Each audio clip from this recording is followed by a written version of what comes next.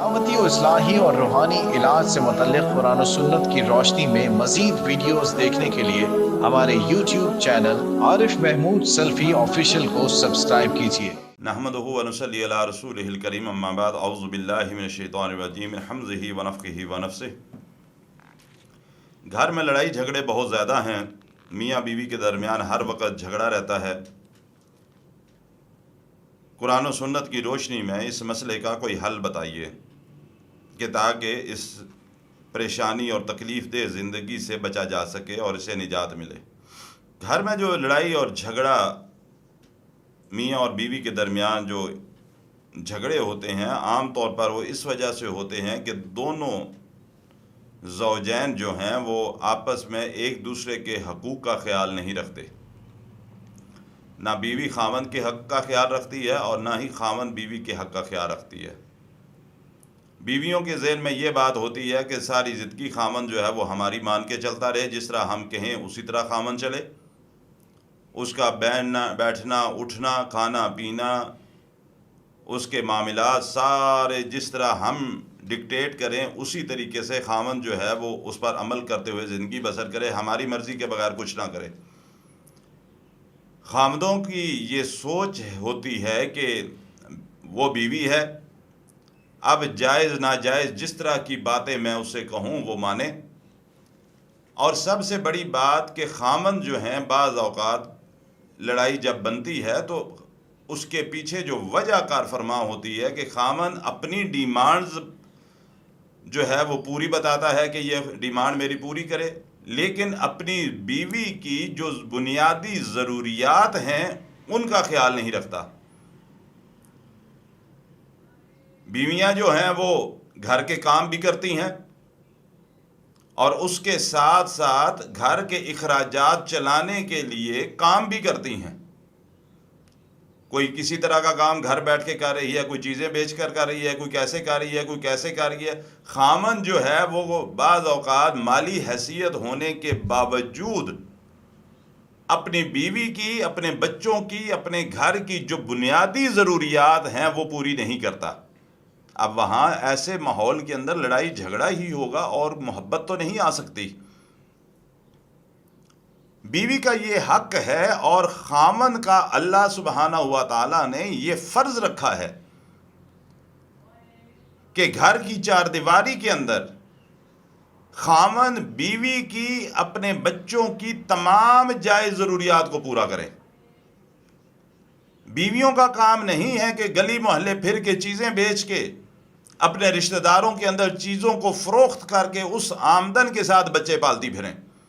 خاوندوں کا صرف یہ کام نہیں ہے کہ بچے پیدا کروانا ہے، بلکہ خاوند کی یہ ذمہ داری ہے کہ اپنی بیوی اور اپنی اولاد کی تمام جائز ضروریات گھر کی چار دیواری کے اندر ان کو پہنچا کر دے۔ یہ ذمہ داری اللہ نے مقرر کی ہے، کوئی احسان نہیں ہے کہ وہ اپنی بیوی اور بچوں پہ احسان کر رہا ہے۔ اور اگر وہ ضروریات پوری کرتا ہے تو پھر اس کا یہ مطلب نہیں کہ وہ اپنے مزاج کے اندر سختی لے آئے، ہر وقت لڑتا پھرتے رہے۔ نہیں، بچوں کے ساتھ بات کرتے وقت، بیوی کے ساتھ گفتگو کرتے وقت اس کا لہجہ پیار اور محبت والا ہونا چاہیے، سخت لہجہ نہیں ہونا چاہیے۔ اسی طرح بیوی کی ذمہ داری ہے، خاوند کا یہ حق بنتا ہے اور بیوی کا یہ فریضہ بنتا ہے کہ وہ خاوند کی عزت کی حفاظت کرے۔ جو اولاد کی نعمت اللہ سبحانہ ہوا تعالیٰ نے ان کو عطا فرمائی ہے، اولاد کی تربیت جو ہے وہ بھی صحیح درست طریقے کے ساتھ، جس طرح اللہ کا حکم ہے، اللہ کے رسول کا فرمان ہے، صحیح طریقے کے ساتھ اس کی تربیت کرے۔ یہ بیوی کی ذمہ داری کے اندر شامل ہے۔ خاوند سارا دن اگر ملازمت میں ہے، کاروبار کے اندر ہے، نوکری ہے، تو نوکری کے اپنی ذمہ داریاں نبھا رہا ہے، اور بیوی جو ہے وہ سارا دن گھر بیٹھ کے سہیلیوں کے ساتھ فون کے اوپر گپیں مارتی رہتی ہے، اولاد کی پرواہ ہی نہیں کہ اولاد کدھر جاتی ہے، کہاں سے آتی ہے، کیا کرتی ہے، کیا کر رہی ہے۔ تو اس کا مطلب ہے کہ وہ اس نے جو فریضہ اس کے ذمہ تھا، خاوند کا جو حق تھا، اس نے ادا نہیں کیا۔ اولاد کی تربیت کی پہلی ذمہ دار ماں ہے کہ وہ اپنی اولاد کی تربیت اللہ کے حکم کے مطابق اور محمد رسول اللہ کے فرمان کے مطابق کرے. اپنے گھر میں خاوند کے کمرے میں خاوند کے بستر پر اس شخص کو ہرگز نہ آنے دے جس کو اس کا خاوند ناپسند کرتا ہے. یہ نہیں کہ خاوند دن کو کاروبار میں چلا گیا، دکان پہ چلا گیا، دفتر میں چلا گیا، اور جتنے لوگوں سے خاوند کی نہیں بنتی سارے آ کے جو ہیں وہ خاوند کے کمرے میں بیٹھ کے سارا دن موجیں کرتے رہیں. اگر بیوی ایسا کرے گی تو وہ خاوند کی حق تلفی کر رہی ہے، وہ اپنا فریضہ ادا نہیں کر رہی. خاوند کی اطاعت کو معمولی ہرگز نہ سمجھے. اللہ کے نبی محمد رسول اللہ صلی اللہ علیہ وسلم کا فرمان ہے کہ سجدہ ایک عبادت ہے، اور سجدے کے لائق ذات صرف اور صرف اللہ سبحانہ و تعالیٰ کی ذات ہے. اگر اللہ کے علاوہ کسی کو سجدہ کرنا جائز ہوتا تو میں بیوی کو حکم دیتا کہ اپنے خاوند کو سجدہ کرے. یعنی اس حد تک اطاعت کرنی چاہیے. لیکن ایک بات یاد رکھیں، خاوند بھی اور بیویاں بھی، کہ اطاعت صرف اور صرف اللہ اور اس کے رسول کے حکم کے مطابق ہے. جن کاموں سے اللہ اور اس کا رسول منع کرتا ہے، اللہ اور اس کے رسول کی نافرمانی کے اندر خاوند کی اطاعت نہیں ہوگی. خاوند کی اطاعت بھی ہوگی تو اللہ اور اس کے رسول کے حکم کے دائرے کے اندر رہتے ہوئے ہوگی.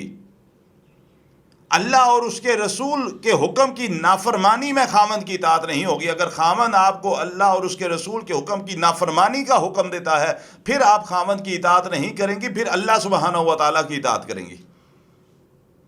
لیکن اللہ کے حکم کے دائرے کے اندر رہتے ہوئے خاوند آپ کو جس چیز کا حکم دے گا آپ کو بہرحال خاوند کی ماننی پڑے گی، خاوند کی اطاعت کرنی پڑے گی. اللہ اکبر. اور جس وقت آپ کی شادی ہو گئی ہے، آپ خاوند والی ہیں، بعض خواتین کہتی ہیں میرے باپ نے یہ کہا، میری ماں نے یہ کہا، میری فلاں نے یہ کہا، تو میں ان کو چھوڑ دوں. ہاں، جب آپ کسی کی زوج بن چکی ہیں، اب آپ کے لیے پہلی اہمیت آپ کا خاوند ہے، آپ کے والدین نہیں.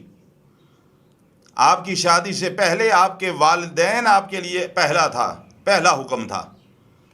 جس وقت آپ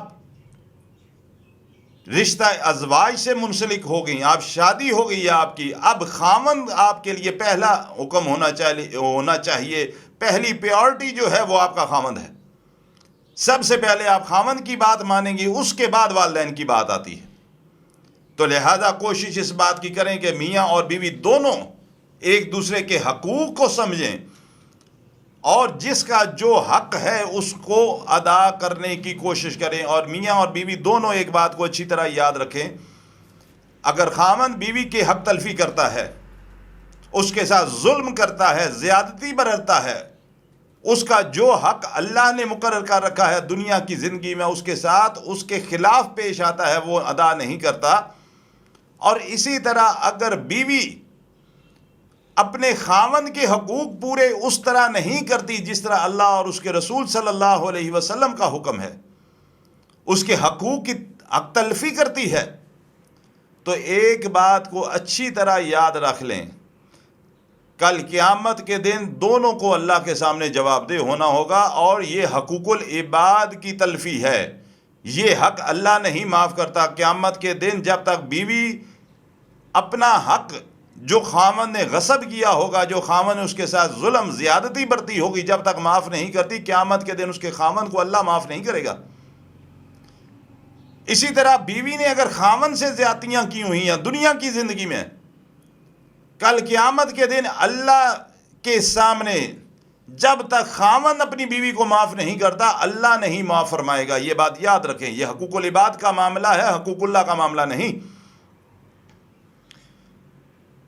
اپنے ایک دوسرے کے حقوق کو پہچانیے اور کوشش اس بات کی کریں کہ یہ معاملہ ہمارا دنیا کے اندر ہی نپٹ جائے، دنیا کے اندر ہی صاف ہو جائے، نہیں تو قیامت کے دن اس کے بدلے ہمیں ایک دوسرے کو نیکیاں دینا پڑ سکتی ہیں. نماز کی پابندی کریں، ذکر اذکار کی پابندی کریں، اور روزانہ قرآن کے ساتھ اپنے تعلق کو جوڑیں، قرآن کی تلاوت کریں، ایک ترتیب کے ساتھ قرآن کی تلاوت کریں، اور اگر اللہ توفیق عطا کرتا ہے تو کم از کم روزانہ فجر کی نماز کے بعد سورہ یاسین، سورہ رحمان اور سورہ جاسیہ کی تلاوت اپنے گھر میں کیجیے، اور عشاء کی نماز کے بعد سورہ حشر، سورہ ملک اور سورہ الحاقہ کی تلاوت کیجیے۔ قرآن کی گھر میں تلاوت کرنا اپنا معمول بنائیے۔ قرآن کی تلاوت کریں گے تو اللہ کی رحمتیں اور برکتیں آپ کے گھر میں نازل ہوں گی، اور آپ کا گھر امن کا گہوارہ بنے گا۔ اللہ تعالی ہمیں قرآن و سنت کے مطابق زندگی بسر کرنے کی توفیق عطا فرمائے۔